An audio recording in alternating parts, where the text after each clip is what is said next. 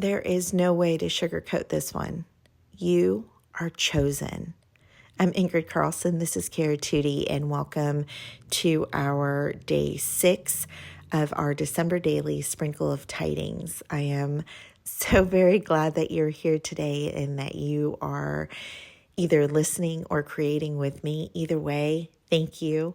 If you're not already subscribed, I'd love for you to do so. And as usual, please, if you like this video, give it a like. It will give YouTube the okay to send it out to more people. And the more people that we can have listening to the Word of God, the better. Amen.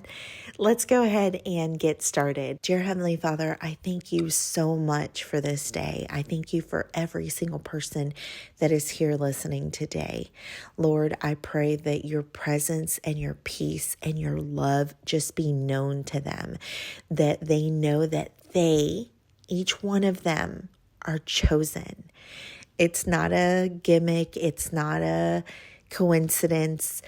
Each one of them's name is written in your book, and you know every hair on their head. You know everything that they need, everything that they want. Lord, I just pray over everyone that is listening. I pray that you cover them in your protection, that you send your angels over them and allow no evil to go anywhere near them. I pray that whatever their prayers are, that you hear them and that you can show up today and show yourself. Lord, I thank you for every little thing around us that is all from you, from the sky to the grass, to the beautiful birds and the squirrels and the weather changing and every leaf as it falls. It is just a blueprint of your majesty. I pray that today's word just gets grounded in our hearts and helps us to go out and just spread your love with others. In Jesus' sweet name we pray. Amen. Today's verse is from 1 Peter, and it's chapter 2, verse 9.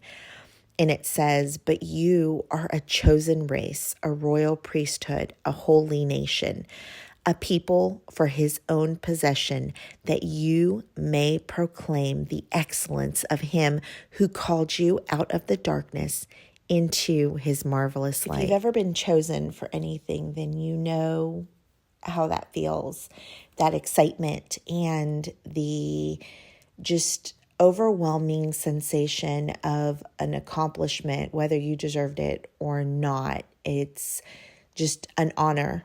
And it made me think of when I was in 3rd grade. I got picked to be Annie we were doing some kind of like production. I remember it being in the cafeteria. And to be honest, I'm not even sure how I got picked for the role because I cannot sing and I didn't even have a wig. I remember getting some of my mom's makeup and smearing it on my face to look dirty. And I came from the back of the cafeteria singing "The Sun Will Come Out Tomorrow" up to the front. And I think that I got chosen because it was a fluke and they needed someone last minute. I'm not really sure, but I do remember how I felt being chosen. Like I was special because I got to do this. And nowhere in that 9 or 8-year-old brain of Ingrid's did she think, I am not worthy of this. I should not be doing this. I have no business singing out loud like this in front of people. But instead, that little girl, she took it and she ran with it. And it's a core memory that I will always have.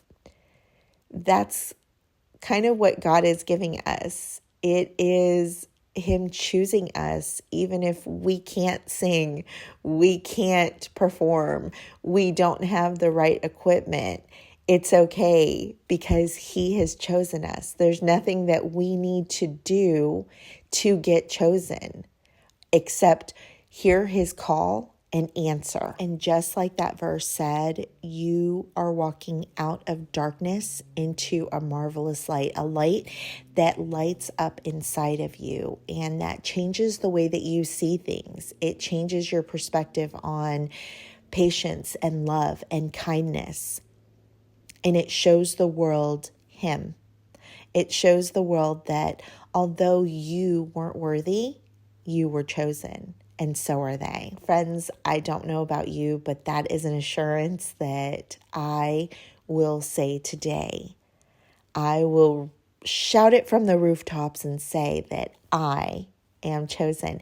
And like my friend Susan, who made a spread and wrote in her name and said, I am Susan and I am His.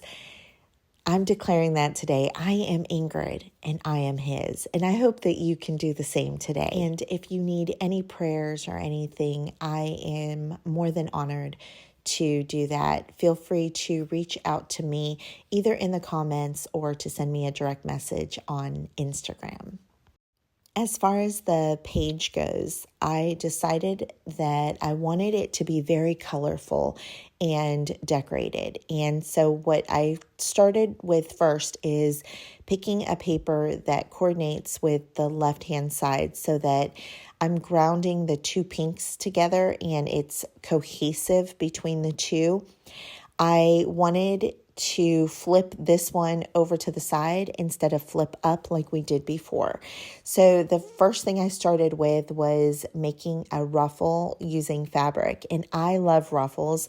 When I used to sew, that was one of my favorite things, which was fitting since I did little girls' clothes and it was filled with ruffles. And normally I would use my sewing machine to ruffle down, but because the hymnal paper is really like soft and delicate and the art glitter glue does a great job of gluing it down, I just did it by hand. Then I'm adding a little border using one of the cover pages, and I'm just cutting out that stripe because I love that stripe. I love that color combination of the pink and the red, and so I am kind of mimicking. It looks like that would have been the page all along, and I'm just like fitting it in between the ruffles there. Now, the bad part about ruffles, at least for me, is when do you stop? And ruffle on top of ruffle is always a good idea in my book. So I'm taking some of this fabric and I'm adding another little layer to my ruffle. And then I'm going to take this cutout of holly and add it on top. I think that is so cute and it already looks so festive. I almost forgot that I had writing underneath because it looks like the page is just one page. It doesn't look like a flip out. I'm going to add a word here and it's almost done. What I did a little different is I've told you guys before that I like to leave the tails to add some bling, but I don't know that we've ever done it together. So I pulled out some of these little wooden beads that I had, and I feel like I got some of these or all of these at Dollar Tree, but I'm not 100% sure. It's been a very long time. I tried to, that's embroidery thread. So I tried to use some wax to make it a little stiffer so it would go through the beads, but that was not working because some of the wood beads, they're not perfect on the inside and they kind of catch on, or the embroidery thread catches on the inside because it's rough. And so I ended up threading the needle and adding some of them using the needle. I'm not adding a knot on the top, so my beads could float up into my page when it's open, but I'm not that worried about it. If you wanted it to not do that, then you can definitely add a knot at the top and then keep those beads stable. And I'm going to just add some more beads on the other side. And I think that this finishes off the page so cute and whimsical.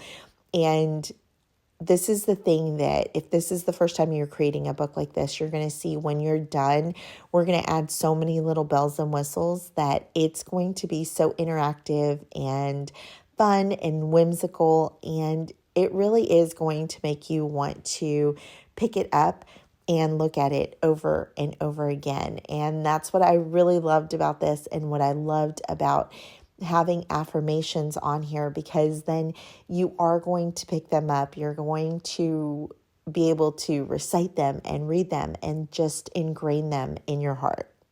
Again, I thank you so much for being here today and for taking the time out with me. And I love you all, and I will see you tomorrow. Bye.